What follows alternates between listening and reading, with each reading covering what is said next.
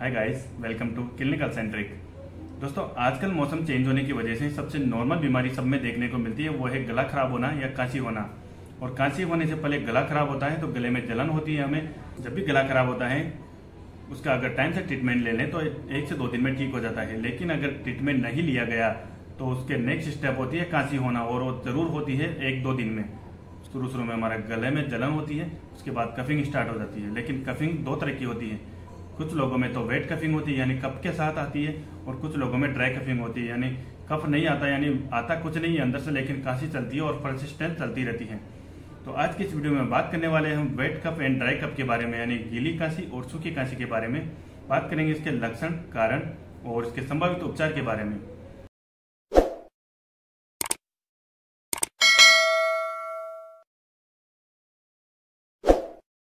ये दोनों खांसी यानी गीली खांसी और सूखी खांसी मोस्ट कॉमन रेस्पिरेटरी सिम्टम्स हैं, जिसके बहुत से कारण हो सकते हैं।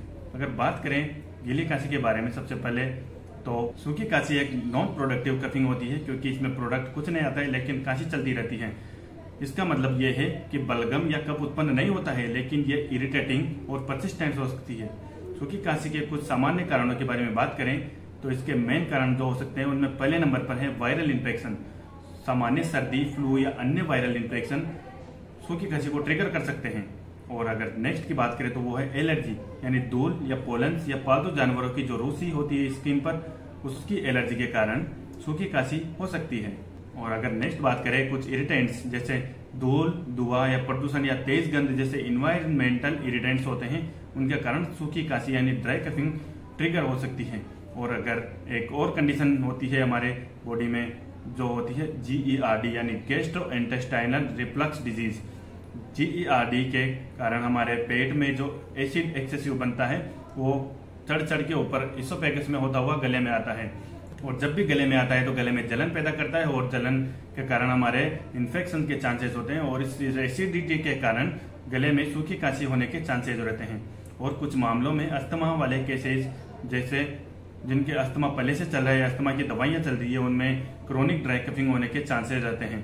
और कुछ मेडिसिन जैसे हाई ब्लड प्रेशर की दवाइयां ले रहे हैं, उनके लिए ACE इनहिबिटर जैसी कुछ दवाइयां के साइड इफेक्ट के तौर पर भी सूखी खांसी हो सकती है। तो ये हुई बात सूखी खांसी के कारणों के बारे में। अब हम आगे बात करते हैं इनके क्या क्या लक्षण हो सकते हैं। तो सूखी खांसी के लक्षणों के बारे में बात करें तो सूखी खांसी में लगातार और परसिस्टेंट कफिंग होती है, यानी रात में या बैठने या लेटते समय हमें सबसे ज्यादा खांसी दिखाई देती है। और ठंड, अगर थोड़ी सी ठंडा मौसम है तो उसमें ये ज्यादा हो जाती है। और गले में हमें ऐसा लगता है जैसे स्क्रैचिंग कर रहे हैं या फिर गुदगुदी महसूस होती है, जैसे कुछ अंदर छिल गया है, या फिर स्क्रैचिंग जैसा फील होता है हमें खांसते हैं तब। और लगातार खांसने के कारण दर्द भी हो सकता है। इससे अगर लंबे टाइम तक बनी रहे तो हमारे फेफड़ों में तक जलन होने लग जाती है या फेफड़ों में दर्द करने लग जाते हैं। और बात करें अब सूखी खांसी के इलाज के बारे में, तो सूखी खांसी के मेनली घरेलू उपाय और मेडिकल इलाज दोनों के बारे में हम बात करेंगे। सबसे पहले हम बात करते हैं, अगर घरेलू उपाय के बारे में बात करें तो हमें गले को नम रखना चाहिए, यानी खूब मात्रा में फ्लूइड्स पिए, यानी फ्लूइड्स पिए पर थोड़े हॉट या लूक वार्म पिए। बिल्कुल भी ठंडे ड्रिंक्स का सेवन न करें। इसके अलावा हमारे कमरे में अगर हम आराम कर रहे हैं तो उसकी एयर ड्राई एयर नहीं होनी चाहिए। जैसे सूखी हवा होती है, नाकों में जाती है तो इरिटेट करती है और खांसी होती है, इसलिए ह्यूमिडिफाइड एयर के कांटेक्ट में रहें। एयर एलर्जेंस, जैसे हमें किसी भी चीज से एलर्जी है, जैसे धूल, धुआं, मिट्टी या फिर तेज गंध या परफ्यूम वगैरह से, तो उनको कांटेक्ट को अवॉइड करें। जितना उनसे दूर रहेंगे इससे बचे रहेंगे। और अगर मेडिकल ट्रीटमेंट के बारे में बात करें तो हम कुछ ओवर द काउंटर ड्रग्स या लोजेंसेस ले सकते हैं, जैसे डेक्स्ट्रोमेथोर्फान, जो कि कफ सप्रेसेंट होती है और एक खांसी को कम करने में मदद करती है। इसके साथ साथ GERD या अस्थमा वाली कंडीशन हो तो पहले उसका इलाज करना जरूरी है। अगर उसका ट्रीटमेंट होगा तो हमें खांसी से रिलीफ धीरे धीरे होने लगेगा, और इसके लिए हम जो कफ सिरप लेंगे उससे इलाज हो सकता है। तो ये हुई बात ड्राई कफिंग यानी सूखी खांसी के बारे में। और अब हम बात करने वाले हैं वेट कफिंग यानी गीली खांसी के बारे में। तो गीली खांसी के बारे में बात करें तो ये प्रोडक्टिव कफ होता है। प्रोडक्टिव कफिंग मतलब इसमें प्रोडक्ट्स आते हैं, यानी इसमें म्यूकस और बलगम निकलते हैं। इस वजह से हमारे इन्फेक्शन से हमें छुटकारा मिलने के लिए बॉडी रिस्पॉन्स मैकेनिज्म के रूप में कफ प्रोड्यूस करती है। और दोस्तों, अगर हम बात करें वेट कफिंग यानी गीली खांसी के कारणों के बारे में, तो हो सकता है रेस्पिरेटरी इन्फेक्शन, बैक्टीरियल और वायरल इन्फेक्शन जैसे ब्रोंकाइटिस, साइनोसाइटिस, न्यूमोनाइटिस, के कारण गीली खांसी हो सकती है। और इसके अलावा स्मोकिंग सबसे ज्यादा ट्रिगर करता है वेट कपिंग को, क्योंकि स्मोकिंग के कारण हमारे फेफड़ों में या फिर जो श्वसन नली है इसकी सेल्स, जो एपिथेलियम सेल्स होती है वो इरिटेट होती है, और इरिटेट होने के कारण ज्यादा मात्रा में कफ प्रोड्यूस करती है, और कफ प्रोड्यूस करने के कारण हमारे कभी कभी चोकिंग भी देखने को मिलती है या फिर हमें बहुत ज्यादा खांसी चलती है।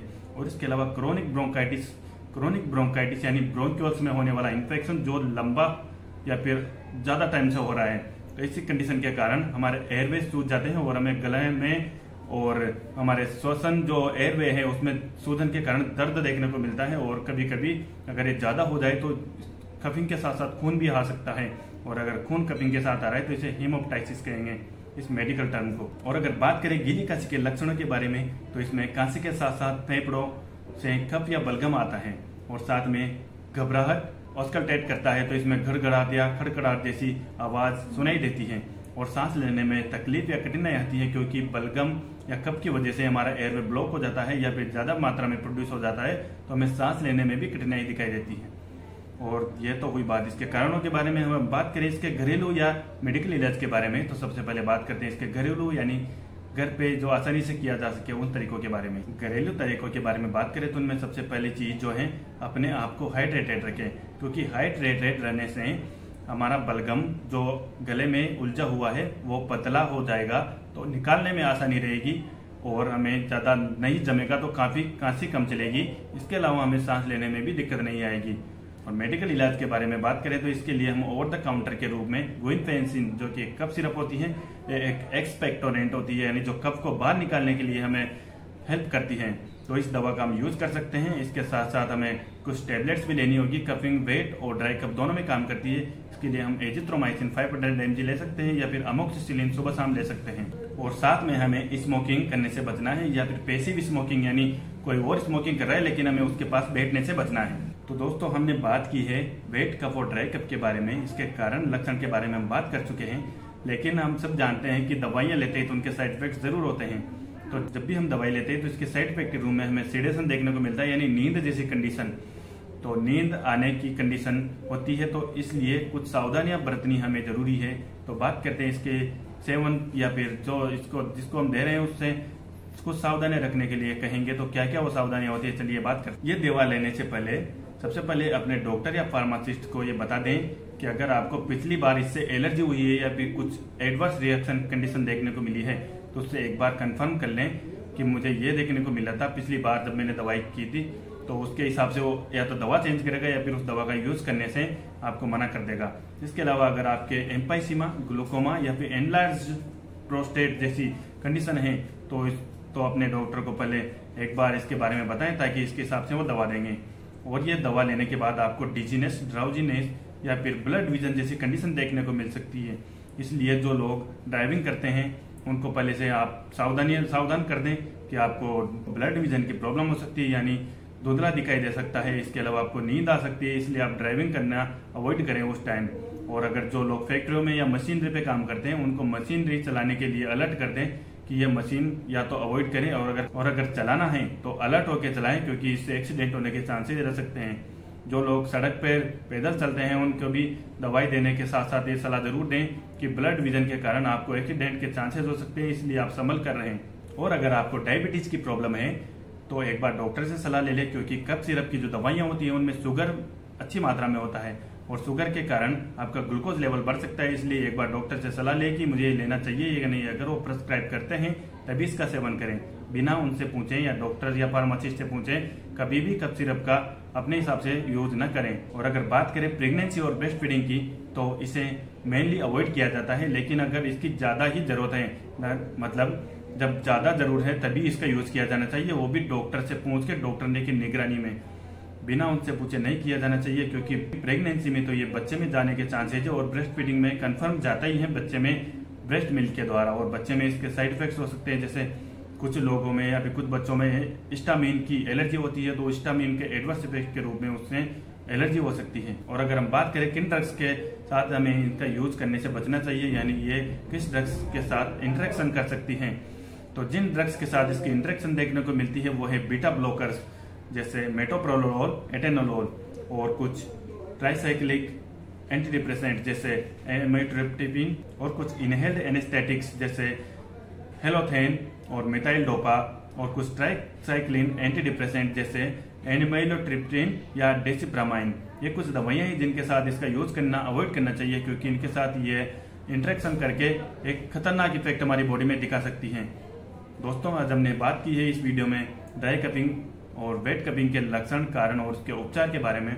आई होप आपको वीडियो समझ में आई होगी और वीडियो में कुछ जानकारी काम की मिली है, तो वीडियो को लाइक कर दे और चैनल को सब्सक्राइब करें। आज के लिए बस इतना ही, मिलते हैं नेक्स्ट वीडियो में, तब तक के लिए बाय बाय दोस्तों।